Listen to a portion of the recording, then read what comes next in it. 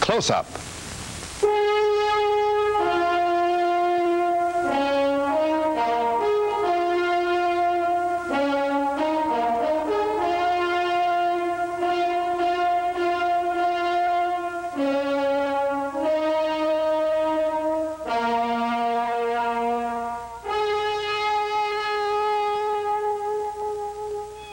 Frank Willis. Tonight, meet two men who covered war with a crayon. Historians with a difference. Two men who traced the personally experienced events of two wars in their dog-eared sketchbooks. Perhaps the world's best-known war cartoonists, Bruce Bairnsfather and Bill Mauldin. It's 40 years since Bairnsfather's war ended, 13 years since Mauldin's came to its double finish. Yesterday was the day allowed for the act of recollection. And weekend editor Gregory Clark had a few thoughts about remembrance. How little war really means to us is best demonstrated in the fact that we set aside 1 minute of silence out of the 5,256,000 minutes of the year as a mark of respect and mourning for the 58,000 Canadians killed in action in the First War and the 39,000 in the Second War. We declare a whole day for remembrance, but we gravely suggest 1 minute for silence, and hardly anybody remembers. Thus lightly is war brushed off by all save the true mourners, and even some of them forget. For reasons of convenience, many of the formal observations of November 11 were held on Saturday and Sunday, November 8th and 9th. A woman of my acquaintance lost her husband in the First War and her son in the Second. She was invited to attend ceremonies on each of the 3 dates, one by her husband's regiment, one by her church, and one by her son's school principal. I offered to be her escort on each or any of the occasions. As a matter of fact, she said, declining, every day is Remembrance Day with me, every day, every night, all the years through. War, you see, except for the brief time it rages, is not a public matter at all. In the long view, it's almost entirely a private matter. And so it was for Bill Mauldin and Bruce Bairnsfather. By accident, their private view of war became familiar to millions, but remained no less private. Bruce Bairnsfather was a man of elastic temperament. No amount of fatigue, hardship, peril, or pain could quench his vital spirit or reduce his exuberant sense of humor. Before 1914, he'd been many things, now a regular soldier, now an engineer. He had no thought of sketching except for mischief on walls, shirt cuffs, or tablecloths. Without the war, he might never have put pencil to paper for publication, but the war insisted. Today, at 70, he lives in Worcester, England, still drawing, but less and less for publication, and little aware of how well remembered he still is. Charles Templeton met him for Close Up. This is your most famous drawing, the better old, isn't it, Captain Bruce? I suppose it is. Everybody seemed to take to this one more than any other. How did it come to be drawn? Well, did you see some incident like this? Yes, I happened to be in a battle and was trying to get out of it, to be perfectly candid, and I was running about this field, and as I did so, I saw a whole crowd of fellows stuck in a shell hole together, not only 2, but several of them, and it all struck me as very pathetic to see anybody in such a predicament. Nobody knew whether the war was over there or over here, and I thought this thing over for some time and nursed the idea in my mind, until suddenly, I don't know how, the idea shot into me that it should be 2 people arguing in a shell hole. And here you have them, you see. Here's this young chap who hasn't been very schooled up in wars and so on. He doesn't particularly like it. And here's old Bill, the old-timer, has been listening to him for some time, suggesting that there might be a better place to go to. And finally, old Bill, exasperated, says, well, if you knows of a better hole, go to it. And that's how the whole thing came about. Why do you think this particular drawing of the hundreds you did had such an enormous and widespread appeal? I think it's because of the predicament myself, the human note in the thing. I mean, so often in existence, quite apart from a war, you find yourself in a pickle like this and you really don't know quite what's the best thing to do. And I think it's really The picture is almost divorced from warfare in that way, because even today I have people writing to me and asking me to draw this picture. In the last week I've done it 3 times. Did you know an old Bill? No, I didn't know an old Bill, but I had considerable trouble about that with a woman who kept on writing to me, claiming that I was making money out of her husband's face, and that had to be stopped. Is he still around? Oh, yes, you can easily see old bills about the place. Even today, I mean, you might think they'd worn out, but if you went through the English villages and so on, you'll see the old bill type exactly. How did Bill rather feel about war? Did he think about it, philosophize about it, or just go and do the job? No, just accept it. Just there it is. And in spite of those terrible conditions, you know, I'm talking of the early stages of the war, when old Bill was very prevalent at the beginning, there was no grousing to speak of, you know, it's only humorous grousing. Were things pretty rough in the early days? You were in at the beginning, weren't you? Yourself? Oh, yeah, I was right at the very earliest trenches that were ever made. I wasn't in at the very start of the war, but as soon as trenches had been started, I was there and stepped into the front row. Was it rough? Oh, fearful.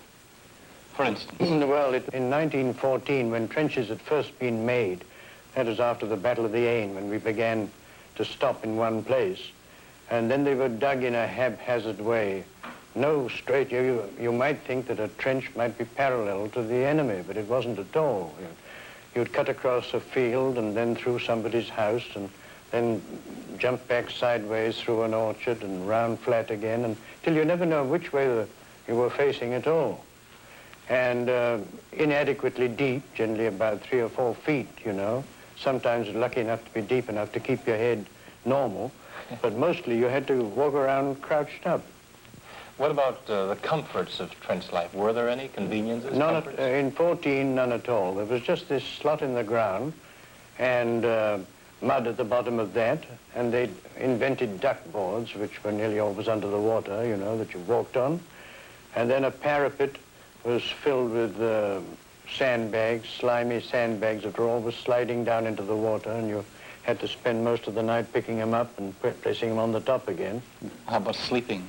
Well, you just simply sat down and folded up in a greatcoat with about a foot of water all around you. And frequently I've slept all night through, and I used to wish I could catch something, but I never caught a thing. No pneumonia, nothing. You wished you could get pneumonia so you could be moved back, was that it? Exactly. How would you go about making these drawings? Would you? Well, out of boredom, I should say, I suddenly thought, well, I better pass the time. You know, I'd always had this complaint in my blood, as it were. And I used to draw on the backs of envelopes or odd bits of paper or the bottoms of cardboard boxes or anything, simply to amuse these chaps round about. And the demand for these drawings slowly spread up and down the line until I never thought anything of them except as that local entertainment. Well, then one night a staff officer came along this front line trench and he looked into a dugout and he saw one of these things stuck up there and he said, who did that stuff? And someone said, a chap down here called Bairnsfather. He said, oh, and he found me out and he said, you know that you ought to send one of those things to a paper. And I'd never dreamt of doing so, never thought of it. However, I thought that'd be a good idea, so when we got out of the trenches, you know, we worked a week in and a week out, sort of shuttle business. And when we were resting in this farm about 5 miles behind the line, I picked out the picture that I thought had the biggest punch about it at the time and copied it out onto a respectable sheet of paper and sent it off to London. You had no idea, I suppose, that this would become so enormously... Not the faintest idea. I never thought it'd get any further than that field. What about food conditions back there in the trenches? Was it pretty rough? Did you get well fed in the early days? No, very precarious. I mean, it was good, plain stuff, but very precarious indeed. What kind of food? Bully beef and biscuit? Yes, a terrible thing like a dog biscuit. And they used to come in sacks, these things, and we frequently used them to bolster up the parapet. Was it pretty well bulletproof? Yes, it was, oh yes. Anybody wearing a biscuit in his shirt would be pretty safe. Did you move much, or did you just sit and fight? Was there much in the way of forays at night and this kind of Well, yes, we always had to have sentries, you know, standing around, and all of a sudden you would hear in the distance, either to the left or right, a rattle of machine gun fire starting.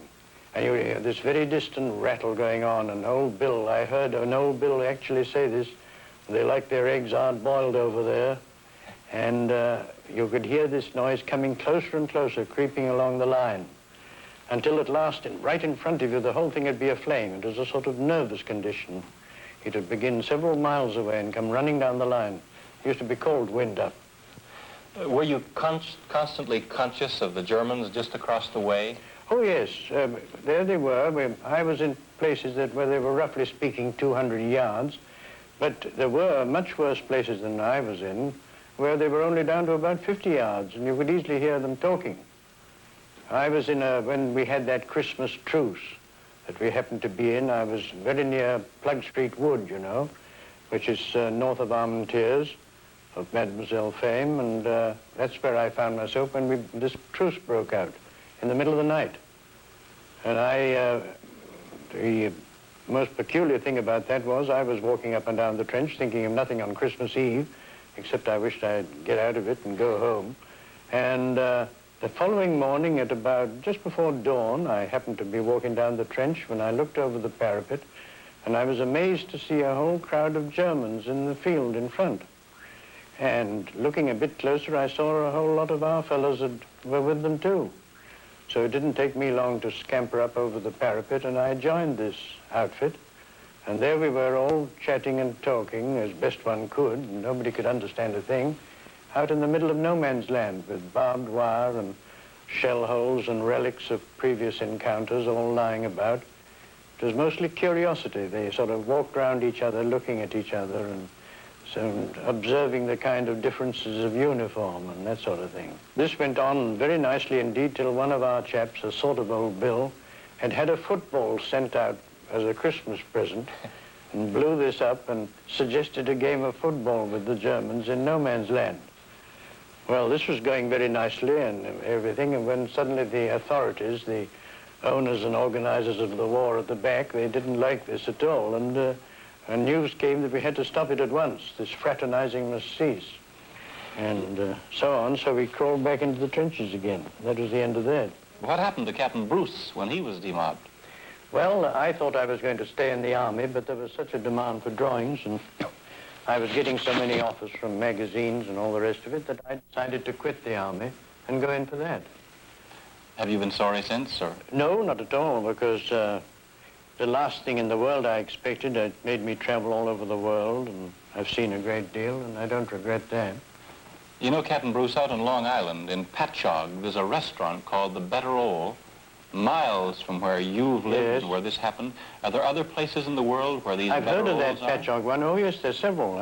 I saw one called the Better Ole in New York, a restaurant, and I've heard of the Patchogue one, and there are various ones dotted about all over the place. Did you have much contact with Canadian soldiers in the war? Well, my greatest contact was right in these early days, at the time of the Canadian, when they stemmed the gas attack at Ypres. That was my first connection with the Canadians. Tell me a bit about that.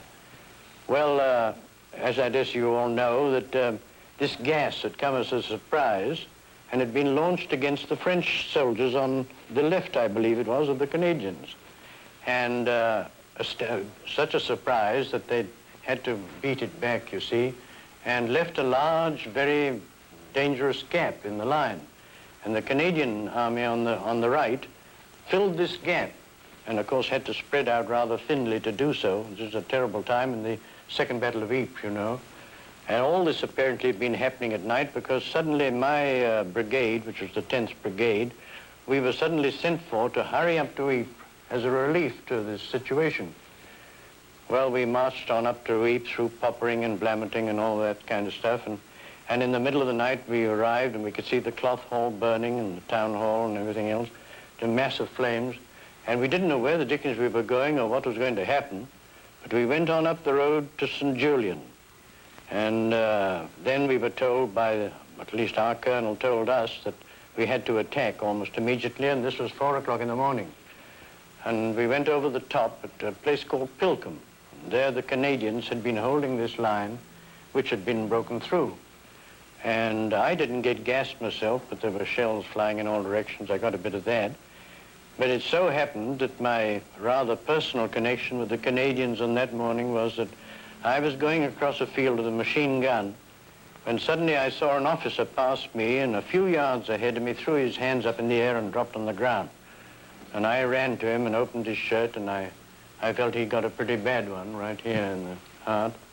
And I managed it myself and a machine gunner. We got him onto a stretcher, and I lugged him back into a barn of a farm. And we hadn't got to wait long before they started shelling this farm. So it was really from out of the frying pan into the fire, but we did the best we could. And I understand he was in the Canadian Army and came from somewhere near Toronto. Mm-hmm. Was there any essential difference that you could see between Allied soldiers under the same circumstance? No, I think given these conditions, if they were placed in that predicament, you'd get the same results. Mm-hmm. Might I remark this? I'll tell you a peculiar thing. I don't know if you know it, but in this last war, Hitler ordered one of my pictures to be used in the drill book. And I've been written and told about this thing and shown it. It was special instructions of trying to tell the German soldiers, young German soldiers, how to laugh at a war. I've heard in Canada that you used to draw on the walls. Yes, I did. I've been to various places in Legion headquarters and so on, where it's ended up with me climbing on a table and drawing a big something or other about old Bill on the wall. The last time I was there, I remember where I did one in Halifax, I think, and one in Windsor. And I can't remember them. I've done them. I've done one on the side of a locomotive in Vancouver. Is that so? On the railway station. Well, it's been very nice to talk to you, Captain Bruce, and thank you for sort of bringing old Bill back to life for us.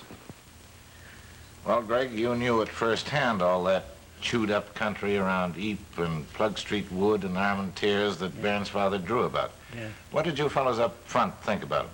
Well, he was like part of the rations. He became an essential part of our rations, like our rum. And we decorated our dugouts with his cartoons, and he somehow made possible the life we lived because he saw it humorously and imparted some of that humor to us. That's an incredible story he tells about the Christmas truce there. Yes. Did that really happen? I wasn't there at that time, but I've seen something like it. But that is a historical fact, the truce in the football. General George Blood and Guts Patton, the gentle general of the U.S. Armored Corps, famed for his basic approach to warfare, called our next guest, Bill Mauldin, the Bairnsfather of World War II, and added with feeling, "I don't like either of them." This testimonial in reverse probably didn't worry Mauldin much. Bill Mauldin was born 38 years ago in 2 weeks on a farm in New Mexico and spent most of a lonely childhood in bed. He had rickets and passed the time by drawing pictures of himself as a cowboy in 10-gallon hat astride a pony or shoveling coal into a locomotive firebox. Neither glamorous view of himself came true. At 18, he enlisted in the Arizona National Guard. 5 days later, found himself in the U.S. Army without benefit of Army medical. The Guard had been federalized. His first wartime cartoons were for the 45th Division News. He drilled by day, drew by night. In 1943, he was sent to Sicily. The rest is his story. Pierre Burton gets it now. Bill, how much were you influenced by Bairnsfather when you first started drawing Army cartoons? Well, not at all at first, Pierre, because I'm afraid that I hadn't heard of him. I was pretty young, and it seemed like a brand new war, and 1918 seemed very far back. But someone told me about him and accused me of being influenced by him once in Italy in 1944 in Rome. So it happened by chance that about a week later I found one of his books, the Fragments from France. Oh, books, sure. in a wonderful books. one of those little used book stalls they have there. I don't know what it was doing there, but anyway, I bought it, and from then on, he really did influence me. I mean, it's he's the well, he was the master of the business as far as I was concerned. I had no idea things like this existed. Is that so? Would you say your approach to war was about the same as Bairnsfather's, or to the Army? Well, I think so, yeah. Simply because war humor doesn't change over the years. Most of the stuff that he did was applicable, I thought, in World War II. I mean, the spirit of it was. This sort of idea that was expressed in your Pulitzer Prize cartoon, which we have here in the studio.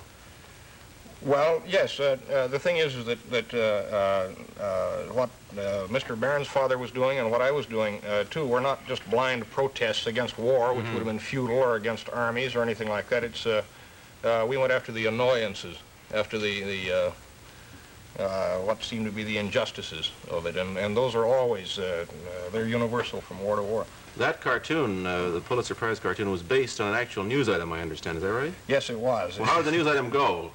Maybe it was, well, apparently a lot of war correspondents seemed to feel that to keep up the morale of the civilian population at home, they had to portray our people as being always victorious and full of beans, and the enemy is always looking bedraggled. Well, we looked just as bedraggled as they did. You couldn't tell the victor from the vanquished. That was the point of the cartoon. The news item was something about fresh-spirited American troops bringing back sullen Italian prisoners, if I remember rightly. Germans, yeah. It's German prisoners. Flushed with victory. Flushed with victory. Yeah, flushed with victory. Well, now, how did it feel to win a Pulitzer Prize? Were you excited or surprised? Well, just as I was apparently a pretty young kid about Bairnsfather, I was about that too. I didn't know what it was until I won it. You'd never heard of the Pulitzer Prize? No, I was new to the newspaper business. The $1,000, I imagine, changed your mind. It wasn't 1,000. It was It was 500, but it was the biggest piece of money I'd ever had in my hands. It looked like 10,000. Well, it was 500 then. It was 1,000 now. Yeah. Well, I guess you know who Pulitzer is now because you're working for the St. Louis Post-Dispatch, which is a Pulitzer I certainly know now. paper. Let's have a look at some of these cartoons which you're doing and which are in something of the iconoclastic style, I guess you'd say, of your World War II work. Well, this actually is a fairly recent one. You'll recall in the elections of last week in the United States, the Republicans were complaining that they weren't getting enough campaign contributions. So this is I suppose it's the most nearly pro-Republican thing I ever did, showing poor Eisenhower trying to, he's the sahib on top of the emaciated elephant, and he's getting peanuts from the rich man, and he's saying they're more used to hay. This is a very bitter one here. Seems bitter to me anyway, the strontium 90 being dropped in the milk bottles of the future generation. I don't think it's bitter exactly. I think it's just sensible. But I suppose there are varying points of view about that. I see you've reintroduced your famous character Willie here. He's saying, "Don't let it throw you, but I've been out of style for 40 years." This is a comment on the Air Force being out of style. Why did you stop drawing Willie and Joe? Well, the only answer I've got for that is that I would rather be asked why I stopped drawing them than why I kept on drawing them. You didn't want to be typed. I think things which are born in wartime, people like to reminisce about and like to be nostalgic about, but I don't think they like to have it thrown in their faces as a regular diet. They'd rather let time and alcohol mellow their memories a little. This isn't your first whack at newspaper cartooning. You worked for a syndicate for about 3 years in the States. I'd like to know one thing about that. Did you, is wartime censorship as tough as peacetime censorship by newspapers and syndicates? Well, it wasn't in my case. You mean the peacetime censorship was tough? No, all that happened was actually in the war, I did have a couple of drawings that I had to change for more or less silly security reasons. A tank I'd drawn in the background hadn't been released yet for publication, and I put some signs on a fence which might have betrayed troop locations. Yeah. And the thing is that most of what I did during the war was very editorial in content, and apparently a lot of editors didn't know that, and when they bought it as a syndicate feature after the war, they assumed that they were buying an entertainment feature. And of course, I kept right on slapping things around a little bit. I think a cartoon is made for that purpose. How many of your cartoons were dropped in civilian life? Well, out of 700 drawings during the war, 2 were censored, and out of the first 200 I did after the war, 40 of them had to be altered one way or another. That's quite a big difference. Let's get away from this workbench. I'm sure you're tired of it. It was mainly because of controversy. In other words, they felt that an entertainment feature shouldn't be controversial. But now you've got all the scope in the world on the Post-Dispatch to draw what you want. Yeah, that's. I have there what really is the cartoonist's dream. It's editorial freedom. When you were drawing in the war, what did you use? Did you use a brush or charcoal? I used a brush. The reason I started doing it, I used to use a pen, and I started using a brush because the Italian engravers had a little bit of trouble with fine lines. Their equipment was worn out, and they hadn't been able to replace it, and the broad brush stroke was to make life easier for them. And it turned out to be very well suited to the subject, too. You were telling me that you used, I think, or I read somewhere, the same brush for the whole 3 or 4 years of the war. Yeah, it was one of those British-made Winsor Newton watercolor brushes. It was That's a a long number time 3. to use one brush. Well, my originals kept getting bigger and bigger as the brush wore down, shorter and blunter. Couldn't you get another brush? Well, the British 8th Army had great numbers of them. They were issued out to the engineers for drawing maps. And it's always been one of my favorite stories of the war that the American Army was accused of being the haves. We had everything. We were wallowing in luxury. But the British had the brushes. The British had the brushes, and I couldn't get one from them. Here's Charles Templeton. You know, it's odd that in this program we should have so many cartoonists or ex-cartoonists or would-be cartoonists. I draw. Chuck is an ex-sports cartoonist. Frank Willis, who introduced us, is an ex-cartoonist. Our producer, Ross McLean, is an ex-cartoonist. And Elaine Grand was Elaine a Grand commercial was on artist. this show as a cartoonist. What have you cartoonists got to say to each other? Well, the first thing I'd like to say is watching Bill on the monitor, he looks like a kind of debonair version of his bedraggled heroes. They look very much like you. Well, This was remarked on in the war, wasn't it? somewhat. It was also remarked by people who knew me that I was one of these people who was very late growing a beard. And at the age of 22 or 23, I still only had to shave my cheeks about once a week. Like Marion And Hargrove. I was often accused of drawing beards on these characters as a sort of a, This Army psychologist must have been at you on that one. Yeah. Well, Marion Hargrove, who wrote See Here, Private Hargrove, sort of a verbal Bill Mauldin, he was very young-looking, too. Sorry. Time, gentlemen, please. Other cartoonist. And now, Rex Loring with news about next week.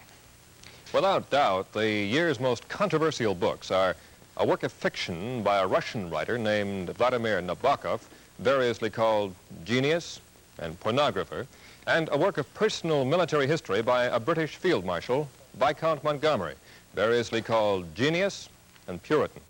Next week, Close Up considers both books. Critic Lionel Trilling joins Vladimir Nabokov in that author's television debut to discuss his provocative novel Lolita.